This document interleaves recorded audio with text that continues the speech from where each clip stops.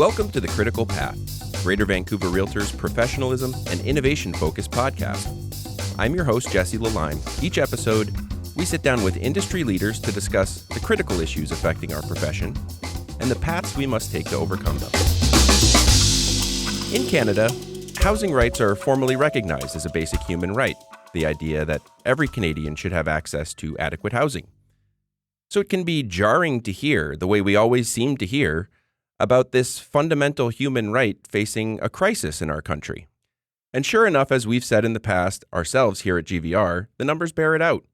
We're not keeping up with the constantly growing demand for housing in Canada, both nationally and provincially. Provincial and federal governments are acting, and that's where our next guest comes in. Today, we welcome the Conservative Party of Canada's Shadow Housing Minister in Parliament, Scott Aitchison. Scott, welcome to The Critical Path. Jesse, thanks for having me. It's an honor to be here. So before we dig in, I just want to remind listeners, GVR is a nonpartisan association, but regardless of political leanings, when it comes to solving the housing crisis, we all share a mutual interest in making housing more accessible and affordable for our communities. So you recently met with members of our senior leadership team. You got the opportunity to hear some of the views and perspectives of realtors, the people with boots on the ground, who see the impact of housing policy every day. What can you share about that conversation that you had with some of our senior leaders? Well, it was great to meet and have a good chat. I mean, it was really more generally about the nature of the market and in the region and what's happening. Some of the data that I see here back in Ottawa basically tells the story, but it's always good to hear stories on the ground with people who are on the front lines of this. And I know full well that the real estate industry and realtors in general are very much on the front lines of this challenge. So it's good to compare notes, hear a little more directly about what's happening from people on the front lines. And you have a kind of a direct relationship with this issue as well as a realtor yourself. Is that correct? That's it. That's correct. I'm not much of a practicing realtor anymore. I'm a little occupied with Parliament. But I still have my license, and I did practice for quite a while, and I'm proud that I still have my license. I still pay my dues, and I'm still associated with an office in my hometown of Huntsville, and I speak fairly regularly with my former colleagues about what they're seeing on the ground as well in our market. So that kind of leads me into my next question because as a realtor, how does that guide your approach to housing policy? Well, it informs it for sure. Between my time as a realtor and my, the education you engage in and the experience you have in representing clients and marketing and completing deals and all that kind of stuff, that certainly informs my understanding of the importance of a healthy market. The housing in our country is a continuum, right? I mean, it's it's different types of housing based on your need. We've also spent a considerable effort in this country to create a system whereby your home is often your biggest asset and in fact is an important tool in funding your own retirement. Our tax policy has been designed around that, and so we want to make sure that the value of our home continues to be strong and grows at a nice steady pace. But that can't happen if we don't have a strong healthy market, but also a market that the integrity of that market is protected, and that's another important role that realtors play. So between that and my time as a municipal councillor as well, I chaired the Planning and Economic Development Committee in Huntsville and Muskoka for a number of years. I was the mayor. And so I also understand the whole housing process from the development approvals exercise as well, and how that can, add to the cost of building and all that kind of stuff. So I come at the housing crisis and the housing situation from a few different perspectives. I've been kind of immersed in it for quite a while. And like you said, there's so many different layers to that kind of housing continuum, as you referred it to. And your involvement in particular has been really great. I'm almost curious about what your view of the realtor in helping to shape policy is from somebody in your perspective? Well, it's again, it's one of the reasons why I met with some of the senior leaders from from the industry, and it's important for me to do that across the country too, right? The market in Greater Vancouver is different than the market, Right. perhaps in Muskoka, in my home community. So it's important to know the specifics of what's happening in each market, because there isn't just sort of one market across the country. And that's why I think it's important for realtors, professional realtors, to be engaged with their association, so that their leadership knows what they're seeing on the ground, and we can shape public policy based on real life and lived experience. So I think anytime professional realtors can be involved in helping shape housing policy and in informing the policymakers about what's really happening, that's how we get the best policy. It's that boots on the ground perspective that we were talking about before, right? Absolutely. So let's just kind of get into the big, what I was talking about in the intro here, right? Canada is referred to as being in a housing crisis. Why is that? And how do we get out of it? It's a big question, I know. It is a big question, and it's the answer is fairly simple. We've done it to ourselves by a couple of different things. Not probably the biggest, frankly, is the local development approvals process. We have created a system, not overnight, but over the series of decades. We've created a development approvals process at the local level that has gotten slower, more expensive, and more time consuming year after year after year. And so today you have a system whereby, let's take the Lower Mainland, generally speaking, the process to rezone a piece of land to build something that might be identical to what's right next door can take up to 5 or 6 years. And of course, as that process continues, there's studies and analysis and reports that are demanded by local councils. Neighbors can often, cause problems by, complaining. And so you try to mollify them by more studies. Then, of course, there's the taxes, charges, and fees at the local level levy. The development charges are significant in the Lower Mainland, particularly in the Greater Vancouver area. Municipalities, they do have huge infrastructure needs. And there's been this concept in our planning system, particularly in Ontario and BC, actually, where there's been this notion that growth should pay for growth.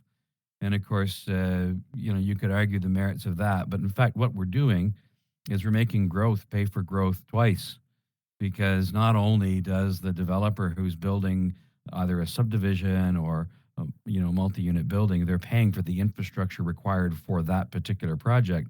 Now the city also levies a fee on top of all of that construction, of all that infrastructure that's just handed over to the municipality, for paying for growth that might be needed down the road because in part of this new subdivision. So what we're doing is we're making new homes pay not just for the infrastructure required for them, but the infrastructure that might be required years down the road too. And between that and those local charges and fees, between provincial charges and fees, whether it's land transfer taxes, between GST and PST on the construction process, on the sale of new homes, for example, all the levels of government make more money on housing. Like, they charge more. It's almost 30% is sort of the average across Ontario and BC. When government's making 30% on the cost of a new home, that makes it outrageously expensive. And so as a result of those time-consuming processes and these escalating fees, we've priced ourselves out of the market and made it too complex. That's the biggest reason why I would say we have the problem. The solutions and the way out of that are a little more complex. Yeah, I mean, and that's obviously going to be the follow-up here, right? You hit on some key points that I was planning on touching on as well, because so many of them are factors here in the Lower Mainland, like you said, right? The development costs and charges that can really add significant dollars to a project, or the timing, right? I mean, even just a single family house can take almost 9 months for the permitting. That's almost as long as it takes to make a baby, right? I mean, um, how, Yes. I mean, you think about it, right? Like, should it take that long? So, get into some of the solutions because you were touching on that just as you finished up there last, and that the ideas are out there. There's lots of them, right? So, what are you thinking? Yeah. Well, obviously, and I've said many, many times in many, many different forums that one of the biggest things we need to do is we need to simplify the process to get permission to build a home, and we need to reduce the cost of government on that process as well. Uh, the the whether let's talk about the cost for a second. Those local development charges and fees. I was a mayor. I understand fully that municipalities have infrastructure needs. We could have lots of discussions about the nature of that infrastructure. How that process transpires. Um, there's probably some cost savings to be made in a lot of municipal activities, but putting that argument aside for a moment, there's no question that municipalities need help from upper levels of government to help with some of those infrastructure needs. And I think that the federal government has a role to play in that as well. The problem that we've had in the past, particularly, and I'm not going to be too partisan because I know we're not partisan. The problem that we've had in the past, particularly over the last 8 or 9 years with the current federal government, is that infrastructure money and different programs that they've offered to municipality haven't had enough strings attached for results. The most of their programs have been based on promises from municipality to make things better, and the results are in. It's been an epic failure. Housing starts are down precipitously. You know full well that there are lots of really big developers and builders in the Greater Vancouver area that are laying people off now because there's no new starts because the cities have not reduced the cost. The cities have not sped up the process, and the federal government hasn't really reduced their costs as well in that whole process. And so what we have right now is a crisis, but it's quickly becoming a catastrophe. One of the things that we talk about in terms of solutions here, we talk a lot about laneway, or the type of accessory dwelling units or ADUs. Who doesn't love a good acronym? Um, Yeah. uh, I understand that it's got a little bit of a different feel in Ontario than it does here in BC, where we're really trying to work to um, get that into a more a place where it's faster to do. Right, it's plagued by a lot of the same kind of timing issues and stuff like that. What's your take on some of those types of solutions? I think they're all great ideas, frankly. I mean, what you're doing with ADUs, what you're doing with laneway housing, that kind of stuff, is you're gently increasing the density of our neighborhoods. That's a good thing to do. That's a healthy thing to do. It's good for municipal finances. It's good for the community. Um, but let's not kid ourselves. I mean, those moves are designed to make it cheaper to get into a home, right? Creating an accessory dwelling unit in an existing house is a lot cheaper than trying to build a new one. And so it speaks to the fact that it's too expensive to build a new home. And so these are, I say they're great tools, but it does not change the fact that we still need to reduce the cost of building new buildings and new subdivisions as well. So an important tool in the mix, but it's not some kind of a silver bullet, and anyone who presents it as such is just wrong. You were touching on it a little bit before, because there's this balance to strike, right? You were talking about, from your perspective as a mayor, understanding the need for, balancing these municipal fees out with having that cost attached to a project or whatever it may be. How effectively, in your opinion, do the federal level, the provincial level, and the municipal levels kind of communicate and collaborate on local housing issues? And how do you think that could improve? Well, if I was going to give all levels of government like a grade on this over the last, let's say, decade, I'd give them probably a D. They're not doing a very good job of it, and I can give you a couple of examples back to some of these programs that the federal government has implemented. Let's take the Housing Accelerator Fund, for example. As I said, one of the problems with getting homes built faster and more affordably in particular in our larger centers, is the process and the time and the cost. So the city of Toronto got the biggest chunk of this housing accelerator fund, for example, $471 million over 4 years. And to get that commitment of that money, they had to agree to certain things. Um, so they went through their exercise. All of council voted in favor of it. But as soon as that ink was dry on that agreement and they got their commitment, that allocation of $471 million, the city of Toronto turned around and increased their development charge fees by 40%. So, if the federal government's trying to help municipalities reduce their cost to approve homes, but the cities then just turn around and raise their fees, you're not reducing the cost overall to the consumer, and you're not going to get more homes built. So, I have said over and over again that if the federal government's going to give money to cities, it's got to be based on results and on success, not on commitments, not on promises to do better.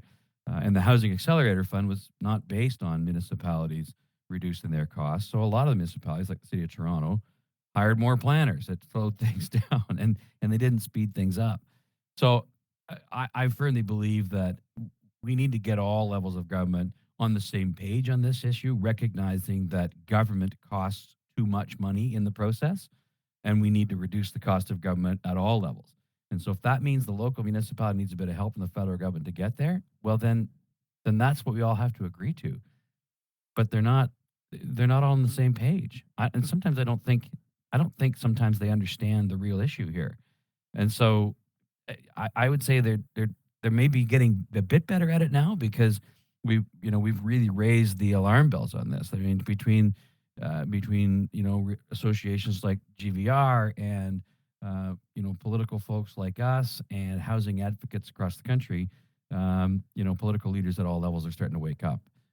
We have a lot more work to do, though.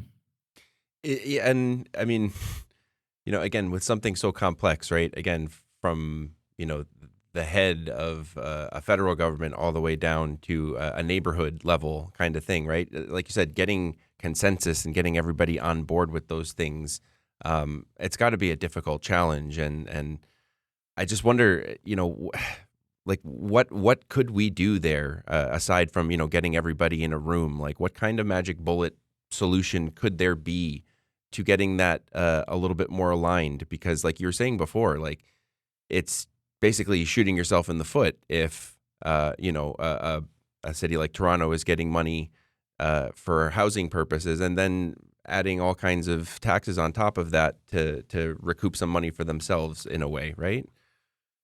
Yeah, absolutely. And I think there's a couple of things that we can do, particularly at the federal level. I would say that federal infrastructure funding, whether that's for a sewer pipe or for a transit station, whenever funding comes from the federal level, it should only be awarded to the municipality based on important criteria. Like, for example, if it's transit, the land around that transit needs to be upzoned and ready to go, not years and years and years in process, but upzoned, ready to go, and the money's transferred after things like that are done and things can proceed. That money should be tied to the local municipality reducing the cost of local development charges. And so when you tie federal dollars to real actionable items and results, that's going to make a big difference. And I think at the local and provincial level, we need to dramatically transform the way we approve development in our country. Ontario and BC have a remarkably similar planning approvals process, which means they're both remarkably painfully slow. And so I think it's important for us to actually do more planning in advance. So, official community plans, these kinds of things, those are important documents that most people don't pay attention to, but they do pay attention when something's happening next door. And so, what I would argue is that we need to do more planning up front and less processing of applications as we go forward. So that means making, uh, more development legal as of right. So you don't have to, go through a public process with the municipality and pay a bunch of fees. If you've designated an area in your community official plan as a high density zone, and somebody comes along with a proposal for a high density, project, then you don't need to go through the process because you've already done it with your community plan, right? And so this way, we're actually planning our cities to say this is where we want higher density, lower density. This is how we want our cities to look. That's real planning. And then you can take a lot of the processing time and a lot of the all the consultants fees and all the all those extra programs and reports that everyone demands that makes it more expensive, and we can speed it up. We talk about processing time for these things, and I just wonder if you could dig a little deeper into what that is. It just backlog? Is the processing process, for lack of a better term, um, is it really wrought with that many kind of steps and checks that require it to take as long as it does? Like how can that a process get tighter? Like I say, it actually is that bad. I'm sure there are examples where things have moved a little quicker, but this is the problem. One people talk about how we solved this problem right after the Second World War, for example, with factory built homes and that kind of stuff. And the Prime Minister's talking about his new Build Canada Homes bureaucracy, which, for the record, is the fourth federal housing agency that's now been created. Um, you know, we did this back after the war, factory built homes. We built millions all across North America, and literally built effectively the suburbs and the middle class by doing it. The difference back then was that they didn't go 8 rounds with the local municipal government to get approvals to put the subdivision in. They just built it. Hmm. They literally just built it. There was no development charges. And so basically what's happened since then is we've zoning bylaws have become so complex. I don't know why a zoning bylaw needs 23 or 24 different descriptions of where you sleep at night. But we have like so many different ways to describe residential zones. And every time you want to do something a little bit different, you got to go through a rezoning process, a public meeting, and pay a fee. That's the kind of stuff that we absolutely have to stop doing. We have to stop processing an application every time we want to do something a little bit different and add more density. So, things like the ADUs and the laneway suites, that kind of stuff, those are really kind of a first really minor step in legalizing homes of different forms without having to go through a process. So you hear the expression like legalize building, legalize homes, make it legal to build. And I'm not saying that you don't have some kind of a plan. We got to plan our cities for sure, between infrastructure and sort of community feel and how we're going to build our neighborhoods. But if we do that planning ahead of time, as a community, then we don't need to go through a process every single time. We can plan our communities. We can be engaged in that process as neighborhoods and as communities, but then we can get to work and get building. This has been a really fascinating discussion. I really want to thank you for your time. I want to close with one other question here, one last question. Going back before your life as Scott Aitchison, the MP, and the shadow housing minister, you were once just Scott Aitchison, the realtor, right? And for our realtor members listening, what advice would you give them if they're looking to get more involved in being more politically involved? Well, I'd say, there are lots of ways to get involved politically, whether that's, dealing with your local municipal councils, by engaging with the GVR, for example, by engaging with, federal and provincial, elected representatives and their volunteer associations. Make your voice heard. We need to hear from you, and all members need to hear from you. It's not enough for, a few members of parliament to know what we've got to do. We need all members of the legislature, of city councils, of our federal parliament to understand what's really going on out there and to make sure that we're all heading the same direction on housing policy. Hmm. Any final message you'd like to leave with our listeners here today? Well, my final message, since I think a lot of your listeners are, in fact, active realtors, I want to say this to all those realtors out there. Oftentimes, our industry is demonized. There are people that say we're a big part of the problem, and I just want to reassure everyone that I certainly don't believe that. I don't think that's the case. A healthy market is absolutely crucial to a housing system that works in this country and that protects one of the biggest investments Canadian makes. So keep up the good fight. Keep doing great work. Keep keep making sure that, you're always doing the training programs to make sure we are representing our clients well and protecting one of the truly biggest and foundational parts of our economy, and that's our homes. Mm-hmm. The biggest investment of your life, as you were pointing out at the beginning of the chat. Scott, again, we understand you're a very busy man. Thank you so much. We're grateful. We're honored that you made some time for us today on The Critical Path. Thanks for having me, Jesse. It's great to be here. I hope our listeners are coming away from this conversation inspired to do what they can to affect change in their communities through advocacy. Realtors are uniquely qualified to speak to the experience of home buyers, sellers, builders, and developers on housing issues that affect every Canadian. And your perspectives are crucial to ensuring housing policies at all levels of government are informed and effective. Thanks for listening. I'm Jesse Lalime, and I'll see you down the next Critical Path.